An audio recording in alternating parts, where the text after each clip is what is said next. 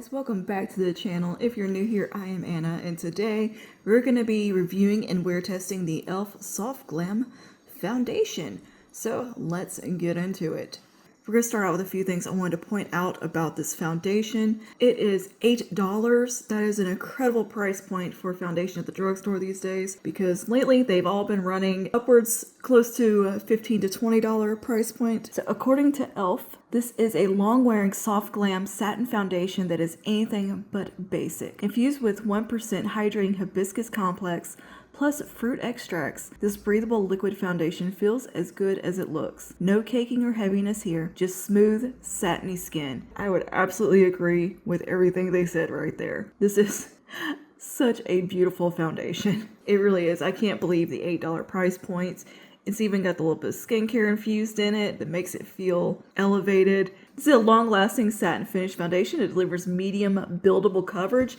It absolutely does, and it is fairly long wearing. It is a breathable formula that doesn't look and feel cakey. It's infused with 1% hydrating hibiscus complex plus pomegranate, blueberry, and goji berry extracts. It is great for dry skin and combination skin. I am combination, little oily, little dry, a little bit of everything. This wore wonderfully on me and has worn great every day that I've used it. I've had very consistent good results with it. It is 100% vegan, cruelty-free, and there is a very nice shade range, pretty extensive, tons of undertones. The shade range is very comprehensive. You have very pale shades all the way up to nice, deep, rich tones. This is a beautiful range. This also comes in a nice little squeezy tube. It's very slim, it's lightweight, it's just a hygienic squeezy tube. The foundation itself has kind of a thicker, moussey texture and viscosity. It reminds me a lot of their original Flawless foundation in that moussiness.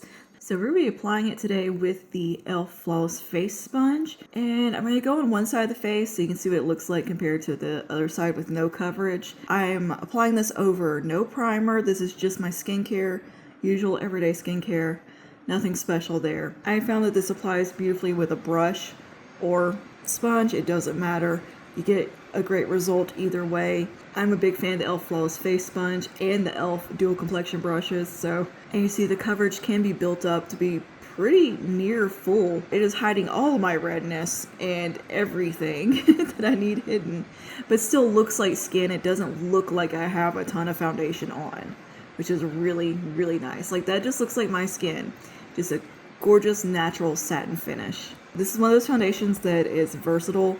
You have that capability of sharing it out, building it up. It's gonna be very universal in that respect of what you want from a foundation. You could make this work for both scenarios or any type of preferred coverage level. It's a very adjustable product, and I think the finish is also really adjustable. While it claims to have a satin finish, you can definitely adjust that with your primer and or your setting powder. Depending how you like to set your face, you can definitely get it into a more matte place if you use a mattifying primer, a really mattifying powder over top, and adjust how it's going to look on your skin.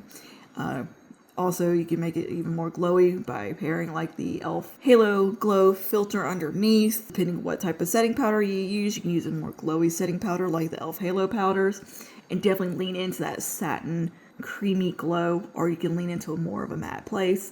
It's a very adjustable foundation, and I think one that is also really good for multiple skin types. Oily, dry, anywhere in between. This is one of those ones that just kind of works, and it's just easy to work with.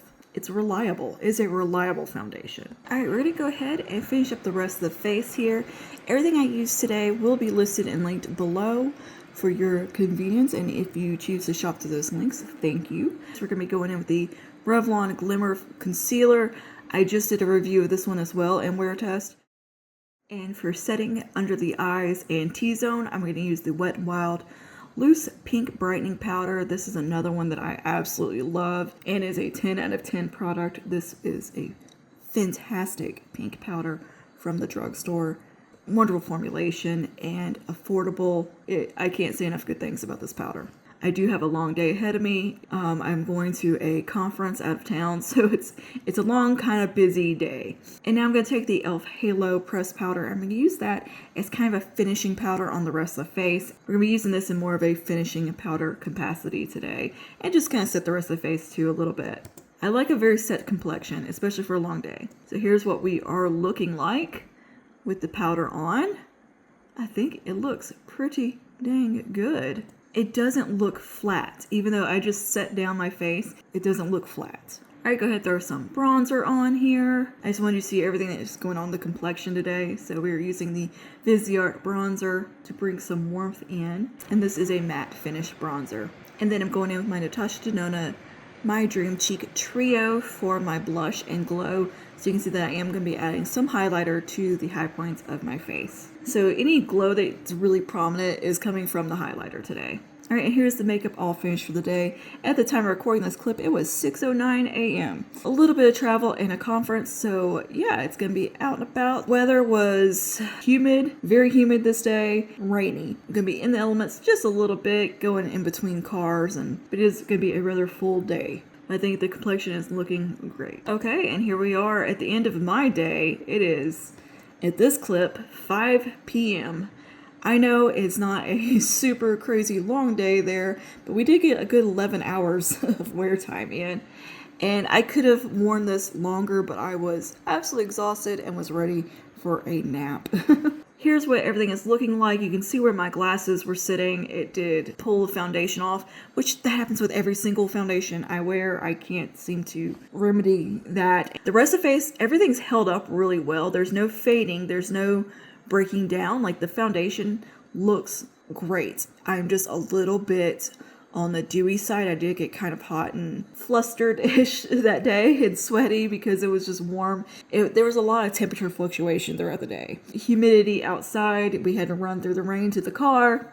So I'm just a little glowy, but it's nothing that some touch-up powder couldn't fix. I think it still looks really, really good overall. It's not settling into pores or anything like that, or fine lines. It's sitting really nicely, and honestly, I don't think the shine is even that bad. I think it looks kind of pretty. It just looks creamy and healthy and juicy. I think this is a beautiful foundation overall and highly recommend it. I think it's great. I think it's a crowd-pleasing product and I love it. It checks all the boxes for me. Wear time, finish, versatility, it's all there. It's a good one. So, and price point. Oh my goodness, the price. Anyway, let me know your thoughts down below, and if you like this style of video, let me know that as well, and I will see you guys in the next one. Stay safe. Bye now.